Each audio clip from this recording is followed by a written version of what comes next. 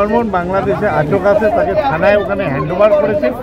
এটা নিয়ে flag meeting হচ্ছে এবং একটা ঘটনার পরিপ্রেক্ষিতে আরেকটা ঘটনা, বাংলাদেশে একজন এখানে মারা গেছেন গতকালকে, তার ডেড বডি আমরা তাকে দিয়ে দিয়েছি বাংলাদেশকে। এবার আমরা আমাদের লোককে ফেরত চাইছি, এই নিয়ে মিটিং চলছে, আলোচনা চলছে। যত তাড়াতাড়ি সম্ভব উকিল বর্মনকে যাতে আমরা ফেরত পাই সে ব্যাপারে পরিকল্পনা।